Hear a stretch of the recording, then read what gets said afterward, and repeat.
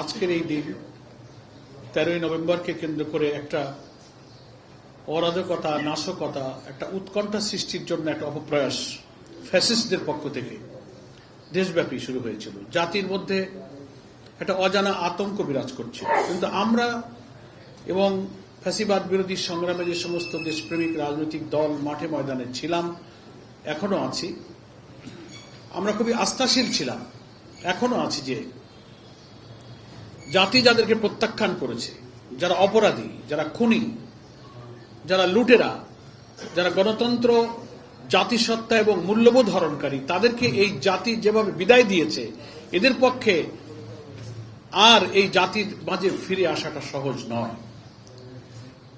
এবং আজকের দিনে এই পর্যন্ত এখন দুপুর 1:45 বাজে বাংলাদেশের যে চিত্র, তারা যে হুমকি দামকি দিয়েছিলেন অনলাইনে, সোশ্যাল মিডিয়াতে, সবকিছুই এই জাতি তার সাহস দিয়ে, দৃঢ়তা দিয়ে রাজপথে বলিষ্ঠতার সাথে অবস্থান করে তা প্রতিহত করেছে এবং ময়দানে তারা দাঁড়াতে পারেনি। আলহামদুলিল্লাহ, এমনই ধারণা আমরাই করেছিলাম। কিন্তু আমরা খুব বিস্মিত হই যে ফ্যাসিস্ট খুনি হাসিনা দিল্লির আশ্রয় প্রশ্রয়ে লালিত হয়ে সমস্ত আন্তর্জাতিক রীতিনীতি লঙ্ঘন করে একজন ফেরারি আসামি,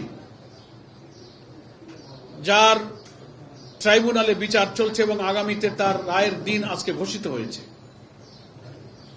তিনি কি করে গণতান্ত্রিক দেশ বলে দাবিদার আমাদের প্রতিবেশীর আশ্রয় প্রশ্রয়ে লালিত হয়ে তাদের মিডিয়া, তাদের প্রযুক্তি, তাদের ডিভাইস, তাদের টেকনোলজি ব্যবহার করে এই জাতিকে হুমকি দিচ্ছেন এবং প্রধান উপদেষ্টা সহ দেশপ্রেমিক সকল রাজনৈতিক দলের উপরে যেভাবে তার সেই ফ্যাসিবাদী টোনে হুমকি ধামকি দিয়ে এই দেশে অশান্তি, অস্থিরতা সৃষ্টির যে সমস্ত পায়তারা করছেন, এটা আমরা খুব বিস্মিত।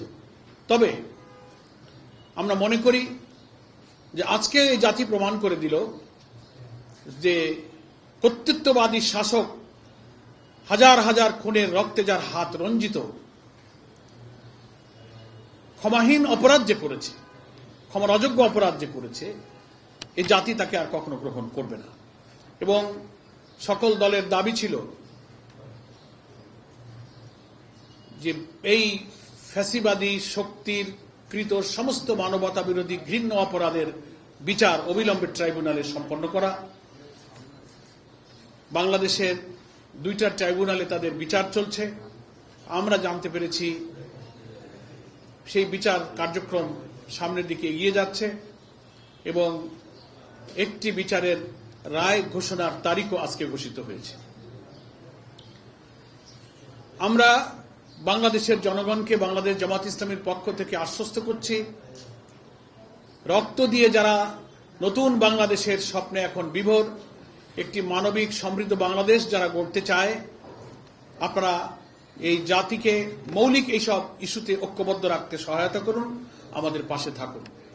বাংলাদেশ জামাত ইসলামী সহ 8টি ইসলামী এবং দেশপ্রেমিক রাজনৈতিক দলের পক্ষ থেকে অভিন্ন কর্মসূচিতে সুষ্ঠু, অবাধ এবং গ্রহণযোগ্য নিরপেক্ষ নির্বাচনের জন্য আমরা যে 5 দফা দাবিতে আন্দোলনের ময়দানে আছি, আমরা অবিলম্বে জুলাই জাতীয় সনদকে আইনি ভিত্তি দেওয়ার জন্য একটা আদেশ জারি করতে বলেছি।